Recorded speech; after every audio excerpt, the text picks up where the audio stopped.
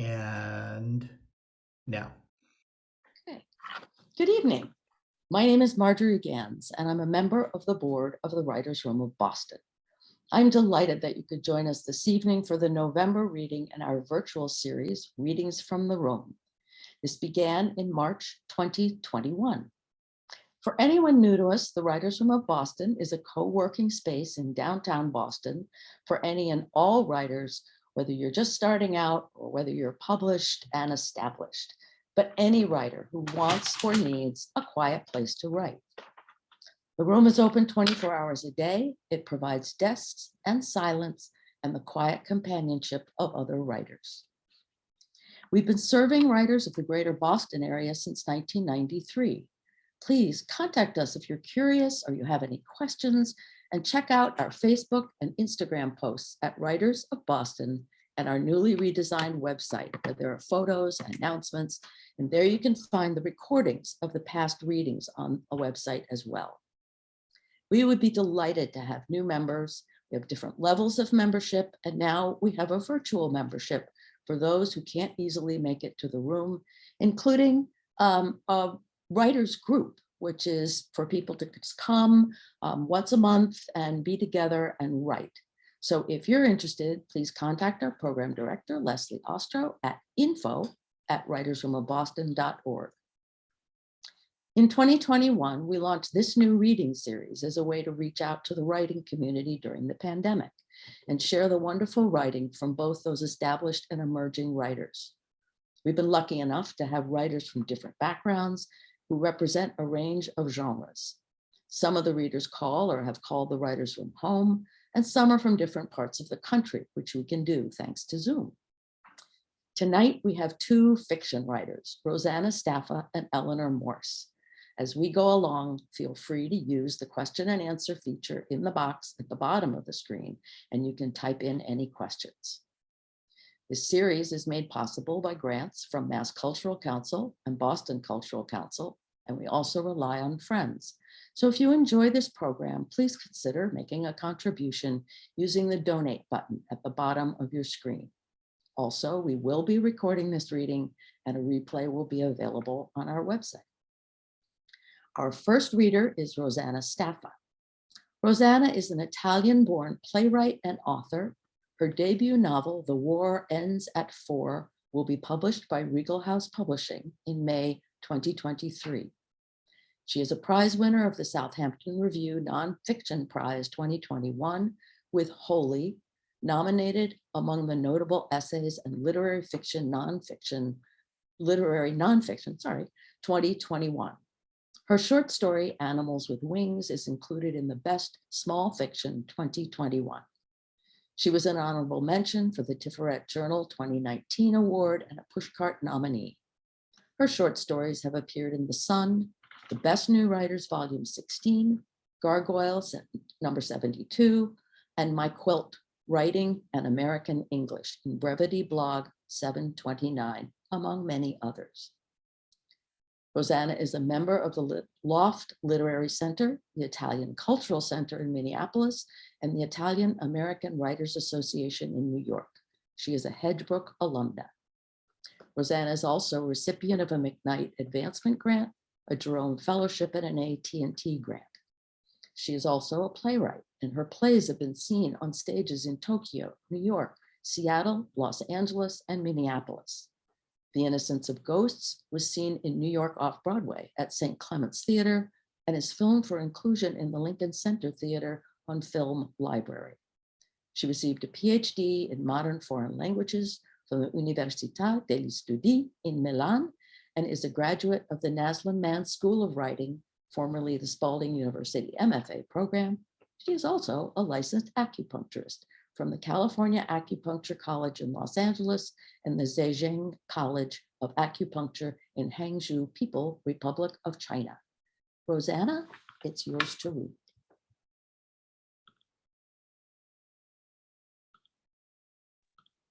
Hi, good evening, everybody. And thank you so much to Writers' Room of Boston, Mark and Marjorie, for inviting, and all of you for being here. It means so much to me. I will read from my novel, The War Ends at 4.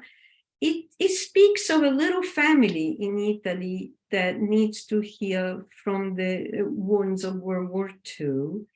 And at its core, asked the question that I asked myself, who we are when we're estranged from life the way we knew it. Immigration is looked through the eyes of the father. Out of necessity, he went from Naples to Milan. The daughter, Renata, the protagonist of the novel, left Milan for America to pursue her passion for acupuncture. And we read from the very beginning. Renata secretly lusted for other people's lives. She liked to guess what was missing between the lines she overheard at bus stops, in cafes. At the end of her second year in Minneapolis, spoken English was still a bit difficult for her, and when she was tired, the word bit with tiny teeth.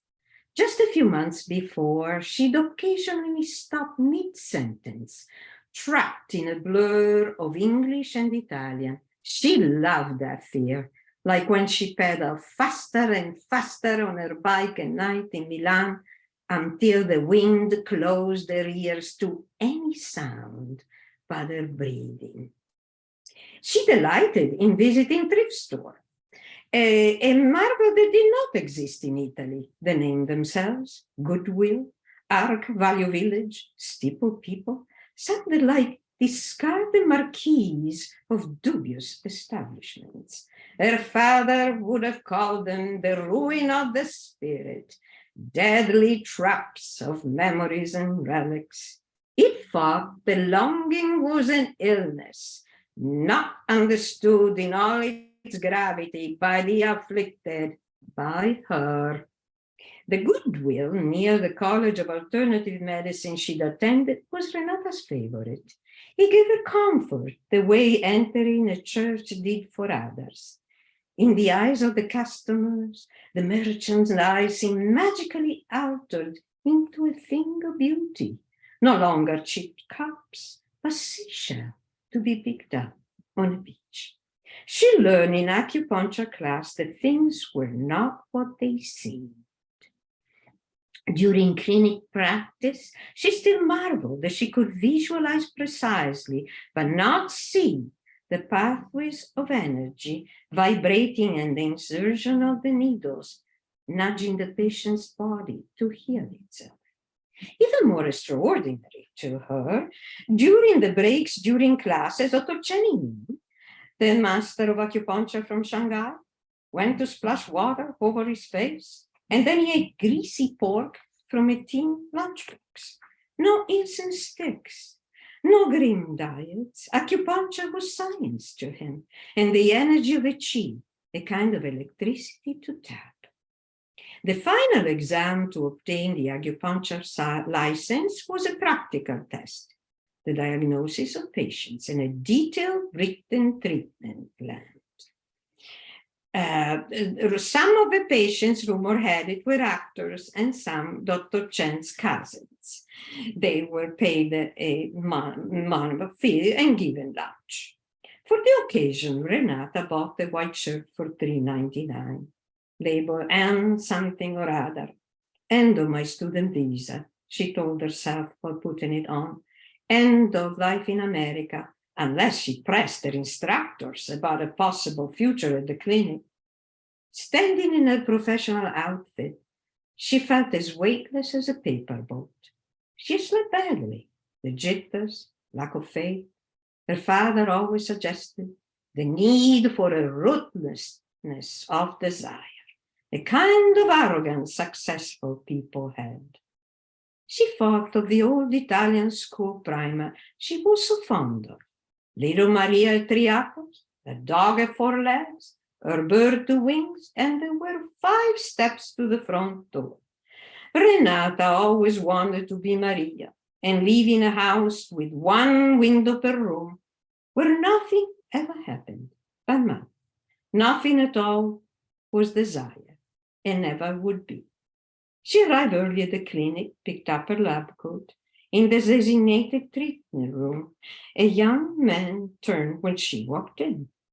"Oh, I'm your first patient. I'm early," he said, his eyes conveying a hint of teasing, a suggestion that he knew more about her than he should. "Oh, well, it's me," she said. "I'm a doctor too," he grinned, on stage. "Well, this is my final exam. I'm not a doctor yet," she said with a shaky voice. "Oh, I feel a bit on edge too," he said. "We have something in common, see? Performance anxiety." I'll now read from a further piece when she goes to Milan after many years summoned at the deathbed of her father.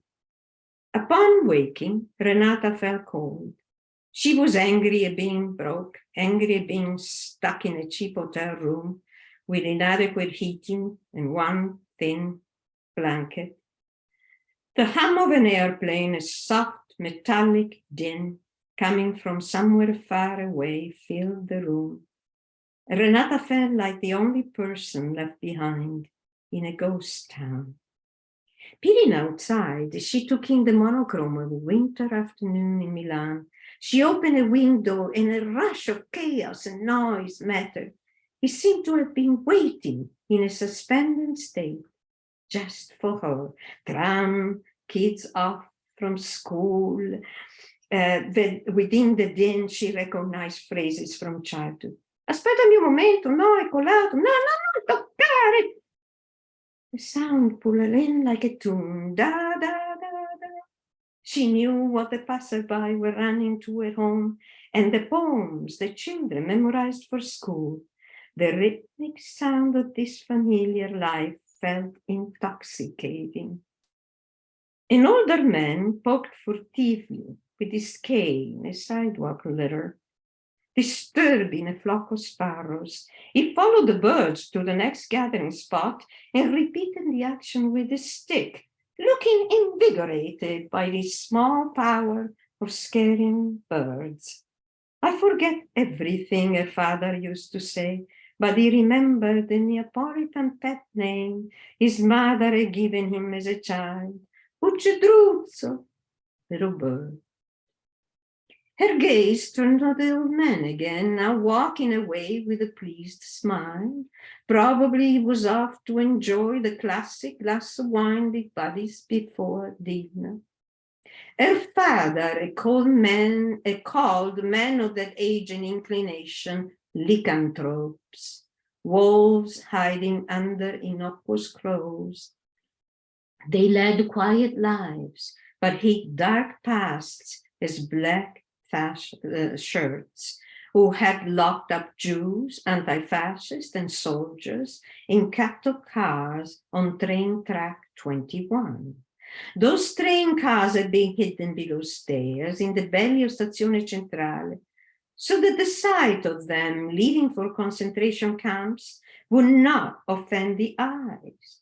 Transport to concentration camps was a necessity. Why disturb people's conscience? The father and other prisoners had been led through a side entry on Via Ferrante a Porti and then down to the lower level in the pitch dark. One Sunday afternoon, when Renata was little, she and her brother listened to a scratchy record from her father's collection. Marlene Dietrich sang Lily Marlene. The children bent their arms like wings and danced in the tiny kitchen.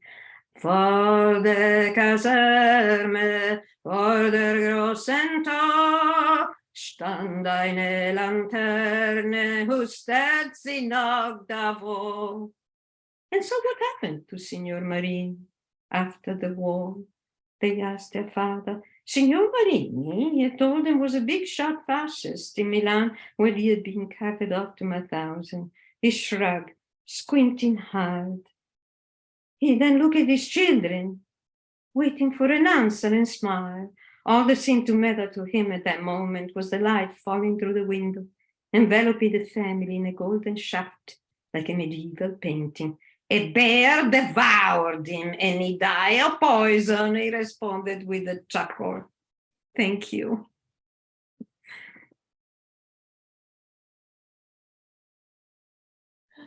Thank you, Rosanna. That was wonderful. Oh, and we will turn, because we have two wonderful readers tonight, to our second reader, who is Eleanor Morse. Eleanor's latest novel, Marguerite's Harbor, won the 2022 Maine Literary Fiction Book Award. Her book, White Dog Fell from the Sky, was a 2014 Publishers Weekly Pick of the Week and an Audiophile Earphone Award winner. Her novel, An Unexpected Forest, was the 2008 Independent Publishers Gold Medalist Award winner for Best Regional Fiction in the Northeast US and won Best Published Fiction at the 2008 Maine Literary Awards. Her short stories have been recently anthologized in 2 editions of North by Northwest. Eleanor earned a BA from Swarthmore College, an MFA in creative writing from the Vermont College of Fine Arts, and a Master of Arts in Teaching from Yale University. She has taught in adult education programs, in prisons, in university systems, both in Maine and in Southern Africa, and has been an adjunct faculty member with the Naslin Mann Graduate School of Writing in Louisville, also formerly known as Spalding University MFA program, in Kentucky since 2008. She's lived in many places, in New York and Ohio growing up, later New Hampshire, Botswana, India, Big Island, Hawaii. Maine is true north now, home on a small island off the coast of Portland. Eleanor. Thanks so much, Marjorie. Thank you for bringing us together. And thanks so much to Rosanna too, and to everyone who's here tonight. It's wonderful to be here with you. I'm going to be reading from Marguerite's Harbor, which, as Marjorie said, is the latest novel. It came out last spring from St. Martin's Press. And I'll be reading from about 2/3 of the way through the book, chapter 44. The book is set in Mid-Coast, Maine. There are 6 point of view characters. You won't hear them all, but there's a family of 3 children, a mother and a father, and then a grandmother too. They're all living under one roof. And this chapter starts with Harry, the father, who's having trouble with maintaining himself and his soul in his teaching in a high school history classroom.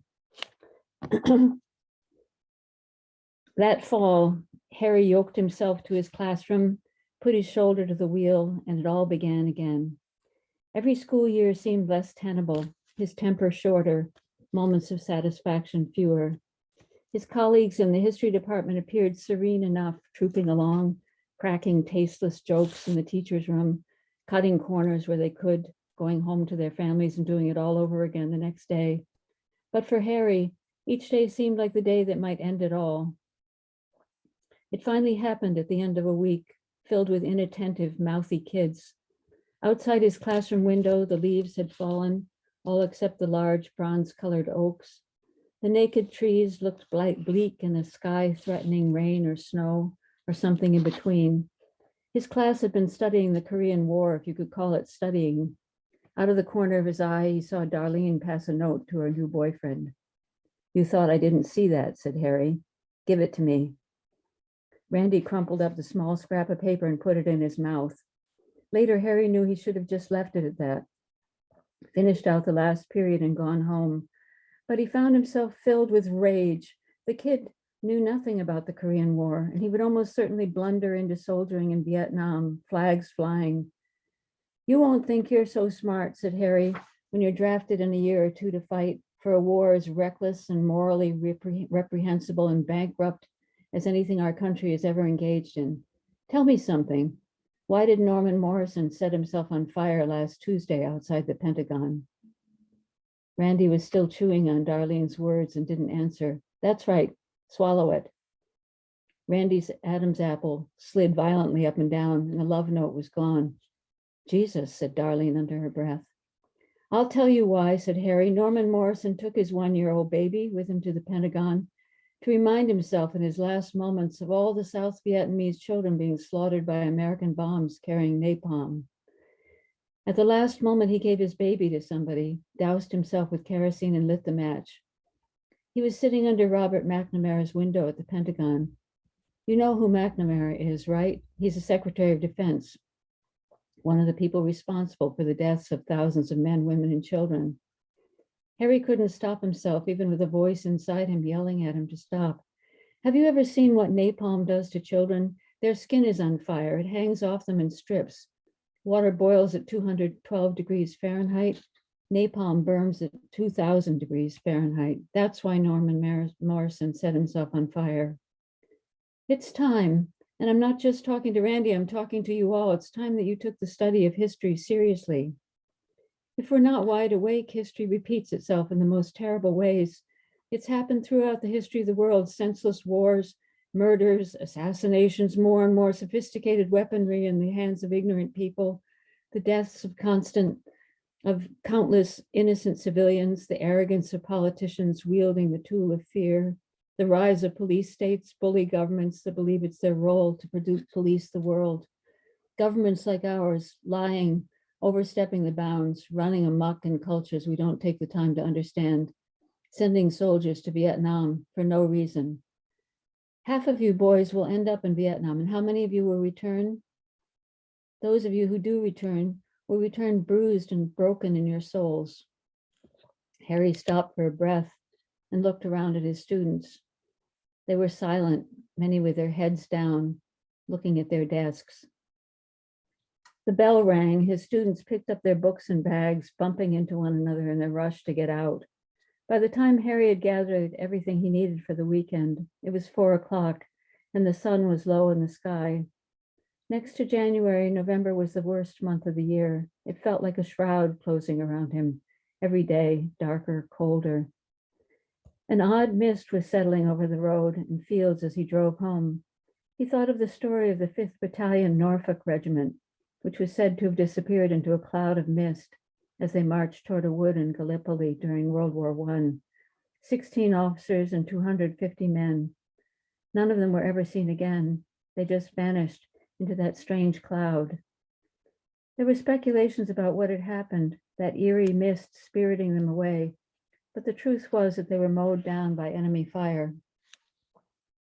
What he'd said in his classroom was true, every word of it, but he was not proud of himself, especially threatening Randy with a draft.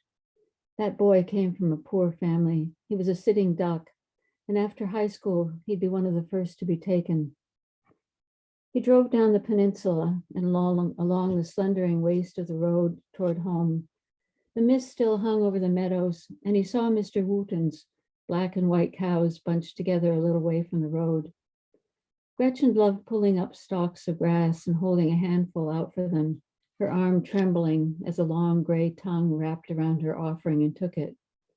Once, when he'd been driving home, he'd seen Mr. Wooten walk up to one of his cows and embrace her. They stood for a while, cow and man. His neighbor rubbed her chest, and the cow's big, blunt nose nuzzled up against his neck and then pointed to the sky. Liddy didn't teach on Friday afternoons, and Gretchen and Eva would be home with Marguerite. Bernie was driving now and would probably be helping out Noah. Harry had promised to make sloppy joes tonight, one of his Friday night blue plate specials. He went into the kitchen and set a skillet on the stove. Liddy came in a few minutes later and asked him about his day. A student made me angry last period.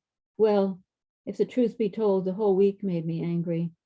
And I became everything I detest in a teacher. I humiliated a student. I badgered the entire class with a rant about the war. You'll be thinking, so what else is new? But I couldn't even make it to Thanksgiving this year before I lost my head. It can't have been that bad. It was that bad. I feel like getting drunk. What are you going to do? She asked. What kind of question is that? He asked. I'm going to get through the year. She turned away. You don't need to snap at me. I'm not snapping. As they were sitting down to eat, Gretchen said, how come our family doesn't say thanks be to God before we start? Where did that come from? Said Harry. Do you want to say thanks be to God? Go ahead. I don't mind. It's what the father is supposed to say, not the kid. Who said? You go ahead. I don't want to. I'll say it, said Marguerite. Thank you for nothing. Liddy laughed. Who is God anyway? Asked Gretchen. Dad doesn't believe in God, said Eva. Some people think God is an old man in the sky with white hair and a white beard who's kind and gentle and sits in front of fancy gates. Lets people into heaven after they die if they've been good. And heaven is where people are nice to each other all the time and no one is hungry or scared or sad or anything. They're just happy forever. And the angels play music on harps and sing and float around. Do you believe that? No, said Eva. How could people stay up in the clouds like that? They'd fall out of the sky. Why do people believe it? Because, said Lydia, it helps them. Would it help me? You have to decide that for yourself. How old do I have to be? You can decide right now if you want to. I think I'll believe it for a while and see. Fine, said Harry. Seconds, anyone? Bernie passed his plate, and Gretchen said, Sing the state capitol song, Grandma. Let's not start that, said Liddy, but she already had. Rhode Island has two capitals, Providence and Newport. Rhode Island has two capitals, Providence and Newport. New Hampshire conquered on the Merrimack River. New Hampshire conquered on the Merrimack River. Massachusetts, Boston on the Boston Bay. Mom, that's enough now. Tuesday morning, the axe fell. Have a seat, Harry's principal said. I know what this is about, Harry said. I'll stop there. Thank you so much. Oops. There we go. Thank you so much. Thank you, Eleanor and Rosanna. So this is a chance to ask questions. I don't see any questions in the little raised hand button, but the two of you had said you had questions of each other. So Eleanor, do you want to ask a question of Rosanna? Sure. Rosanna, one of the first things that I noticed about your writing when we were both at Spalding together was the freshness of your language. It's so fresh and surprising and wonderful. And I got to thinking about what it would be like to have two languages as you have, and wondered about, I mean, I've heard people say that their persona changes from one language to another. Mm-hmm. And I'm wondering as a writer, whether you find your persona changing with your language, and whether that creates a kind of freshness for you, whether you could just describe what that's like. Well, you know, the Italian is not, or any language is not just a language, is a vision of life, is a way of life. Italian is very harmonious, you know, it starts and ends with vowels. And personally, of course, is connected to emotional situation. It has a lot of resonances that English does not have. It's a little more fresh. So in a way, for me, writing in English is like wearing the mask the actors wear. I feel a little more free. A little more what? Free. Oh, a little more free. Yeah, because there is this little mask. It's not just this direct me. I must say that though every writer has to interpret what the characters say in their head and bring them to the page. So it's difficult for everybody. But something that I really like, and I have to admit, even if I make mistakes, and I take blunders, you know, of course, and it frustrates me, really frustrates me. There is also something interesting in using a language that still has surprises, you know, unexpected things. And sometimes it's a trap, of course, it's not so pleasant, but... Yeah, and I hear that in your language, the surprises, and the unexpectedness, and also the music that you were talking about in the Italian language. It's you write with a lot of music and surprise, and oh, thank you. I really appreciate that. Yeah, it's a very curious thing, and if I think about it, I can't write, so I don't think about it. Although I took a small workshop in Italian from this writer Eddie Giunta, and suddenly memories came up that had never ever come to me. And in fact, I wrote a short story about it, and about my grandmother and the war story that my mother forbid her to tell me, but she did tell me, and I'm glad she did. So, I had a similar experience. I wrote a book that was set in Botswana, where I lived a long, long time ago. And I had the experience of, even though I wasn't writing in Setswana, of finding that the language was still there in me. I wasn't fluent in Setswana, but words came up to me, and sentences and memories that I hadn't known were just stuffed into my brain, and there in a place that I didn't even know they were still there. And then the act of writing actually activated those memories and that place that was that I thought was gone, but it wasn't gone. So interesting, isn't it? Absolutely true. Yeah. There were memories that I had no idea were there, even smells. It was like, whoa. It was also a little bit upsetting, and scary how much we don't remember conscience. I mean, we have to edit our lives, otherwise.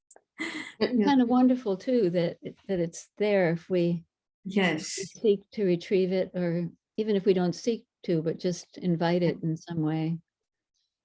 I kind of closed my eyes during that workshop and let it happen. Rosanna, I'm going to interrupt this wonderful conversation because we have a question that I think actually touches in some ways on what you're both talking about, and something that we all noticed in the rehearsal, which is both of you had songs in your readings. How important is music to your work? And do you listen to music while you write? No, absolutely not me. No, I don't listen to music either. I couldn't do that, but I have played the piano since I was 5, and music's a really big part of my life. And in two books, there's a character in Marguerite's Harbor who, 2 characters actually out of 6 who are musicians. One of them's older, and one of them is a teenager. And music's extremely important to them. And another book, Chopin's Garden, an earlier book, had a musician in it, in that book too. And so it's definitely in my writing. And I do think about the rhythm of sentences. I'm not a poet. My poetry's terrible. But I know that I I love reading poetry, and I love the music of it, and the rhythm of a sentence, as I'm writing, is really important to me, to get the rhythm right. I thought your use of both of you, I think you're the first readers we've had that have been singing in the middle of their readings.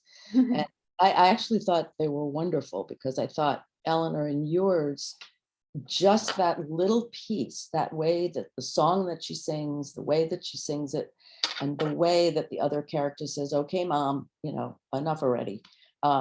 You really get a feel for that character that you don't get just even in the rest of what you write. And the same, Rosanna, first of all, you really sound like Marlene Dietrich.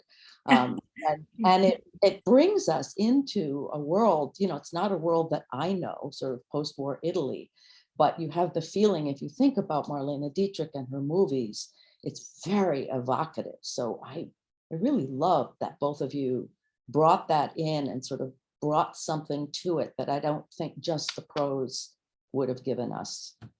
Yeah, we both had war in our. Yeah. I almost couldn't read the descriptions of the Vietnam War, thinking about what it was like living through that time.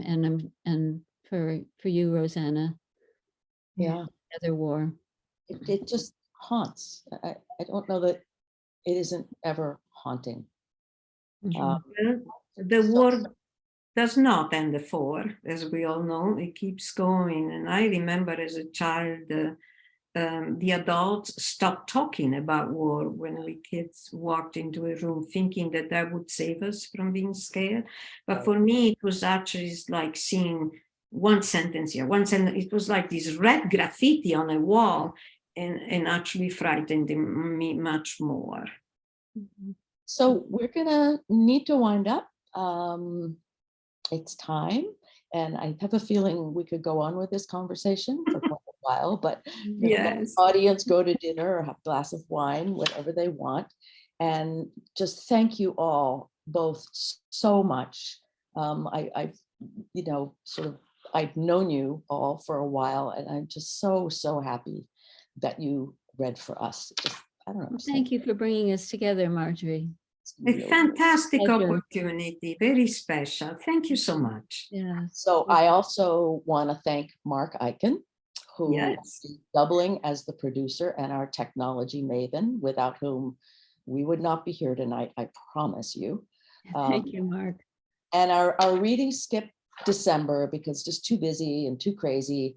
And we will be back on January 18th in 2023. And when we will have 2 readers from the state of Maine, Kate Kennedy and Agnes Pichelle. And the announcement for the readings and other Writers' Room news will be found on the website and Instagram and Facebook. And we will certainly send out links and information about those readings as the time gets closer. And we would love to have you join us. So good night, everybody. And thank you to the readers. Thank you to the audience. And that was wonderful. Good night. Thank you. Thank you all and good Thank you night. so much.